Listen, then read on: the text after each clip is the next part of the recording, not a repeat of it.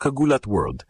Tinutukan na muli ang tennis world ang pangalan ni Alexandra Ayala dahil ngayong araw ay haharapin niya ang isang malaking hamon sa Guangzhou Open 2025 sa China laban sa American qualifier Claire Liu.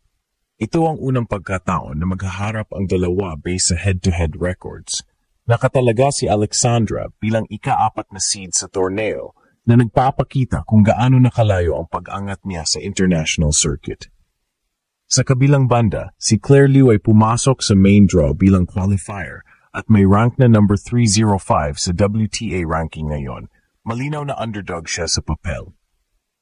Hospitable crowd sa China, hard-court surface na mabilis ang tempo at schedule ni Ayala na may kasamang doubles match rin mamaya. Ibig sabihin, doble ang pressure at doble ang pagkakataon para sa pasabog. Kung manalo siya laban kay Liu, lalakas ang momentum at lalawak ang exposure niya sa singles draw. Sa analysis ng matchup, si Alexandra ay may mas mataas na rango, mas sariwang momentum at versatility sa laro, mula sa klaw sa baseline rallies hanggang sa aggressive finishing sa net. Si Claire naman ay may karanasan at napapanuring return game, kaya hindi siya basta-bastang kalaban. Ngunit ang setting ngayon ay pabor kay Alexandra sa maraming aspeto. Taglay niya ang confidence at pinakita na niyang kaya niyang talunin ang mga veteranong manlalaro. Para sa Philippine camp at sa mga fan, ito ay higit pa sa normal na laban. Ito ang pagkakataon ni Alexandra na muling ginulat ang mundo, hindi lang bilang Pinay sa international stage, kundi bilang malakas na contender sa isang field na maraming banta. Para sa mga gustong manood, paki-check sa ating comment section for the live streaming link.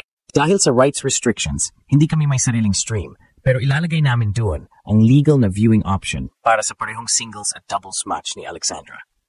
At habang papalapit ang first serve, isang tanong ang bumabalot sa buong bansa. Gagawa kaya siya ng pasabog at magkakaroon ba ng upset o dominasyon laban kay Claire Liu? Ang sagot ay malapit na at handa na ang Pilipinas para sa isa pang makasaysayang araw sa tennis. Buong mundo, lalo na ang mga Pinoy tennis fans, ay nakatutok ngayon sa China dahil muling sasabak si Alexandra Alex Ayala sa prestihiyosong Guangzhou Open 2025.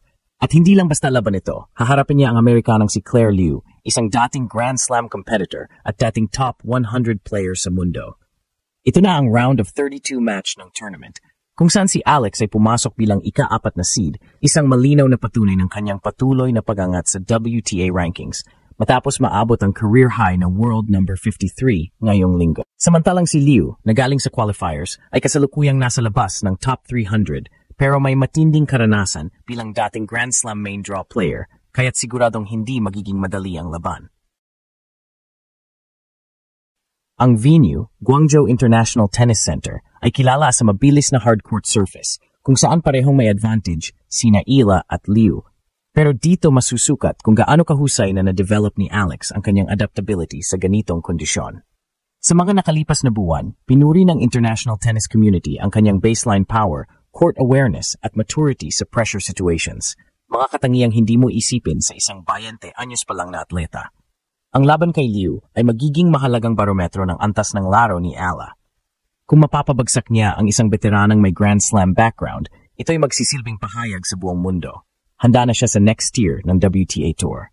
Bukod pa rito, doble ang hamon para kay Alex ngayong araw dahil maglalaro rin siya sa doubles division kasama ang veteranang Ukrainian na si Nadia Kichenok, isang 11-time WTA doubles champion. Bukas naman, makaharap nila ang British-Chinese tandem ni na Emily Appleton at Chen Huitang sa round of 16. Pagkatapos niyon, babalik agad si Ayala sa court sa hapon para sa singles match kontra kay Liu. Dalawang laban sa loob ng isang araw, parehong crucial, parehong laban ng puso at stamina. Kaya't habang tumitindi ang tensyon at excitement sa social media, inaabangan ng lahat kung paano haharapin ni Ayala ang dalawang laban sa parehong araw. Sa mga huling panayam, kalmado pero determinado si Alex. Alam niyang mabigat ang schedule pero sanay na siya sa mga ganitong back-to-back matches, lalo na noong mga panahon ng ITF circuit kung saan halos araw-araw siyang naglalaro. At ngayon, nasa mas malaking entablado na siya, dala ang bandila ng Pilipinas, tapang ng Batang Reyna, at ang momentum ng sunod-sunod na panalo sa WTA. Ang buong bansa ay sabay-sabay na umaasa. Kaya mo yan, Alex, para sa Pilipinas. Para sa mga gustong manood ng laban, paki-check sa ating comment section ang live streaming link. As much as we want to stream the match live, we don't have the rights, pero ilalagay namin ang official viewing link doon. para makasama niyong sumigaw ng Pilipinas. Habang lumalaban si Ala sa China. Sa pagpasok ni Alex Ala sa Guangzhou Open 2025, malinaw na hindi lang siya basta sumasali. Siya ay lumalaban bilang isa sa mga pinaka-promising young players ng WTA Tour.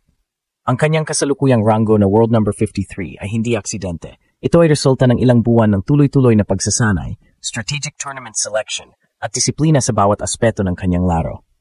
Ang laban kontra kay Claire Liu ay isang perfect test. Si Liu ay may dugong Grand Slam veteran, dating lumaban sa Wimbledon, US Open at Australian Open, at kilala sa kanyang solid baseline defense. Pero kung meron mang magpapayanig sa kanyang rhythm, iyon ay ang agresibong style ni Ala. Explosive serves, fearless forehands, at ability to dictate rallies kahit kalaban ng mas matatangkad o mas malalakas na players. Marami ang nakapansin sa malaking improvement ni Alex ngayong taon. Hindi na siya yung batang umaasa sa instinct. Ngayon, siya ay isang matured player na marunong magbasa ng teaming, momentum, at mental flow ng laban. Sa mga huling tournaments, ipinakita niya ang kakayahan niyang humabol mula sa deficits at manalo sa mga tight three-setters. Isang skill na bihira sa mga 20-year-old players sa WTA. Dagdag pa rito, hindi basta-basta ang preparasyon ni Ala para sa Guangzhou.